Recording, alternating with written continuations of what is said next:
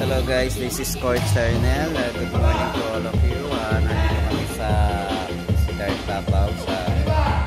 Training kami ng mga bata, mga aspirant varsity saka varsity players na. Karamihan sa mga varsity players dito ay high school at elementary.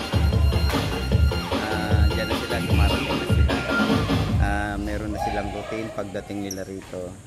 Stretching, running, then sit up and push up, then yung wrist exercise, jumping, smash, and drop. Ang lecture namin ngayon ay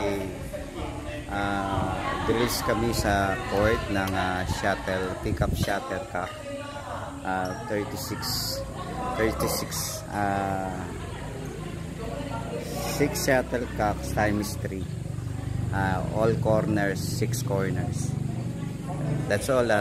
See you again, and please subscribe and like and share na rin po para mapagpatuloy natin ang channel na ito. Maraming salamat sa inyo at God bless po sa lahat. Amen.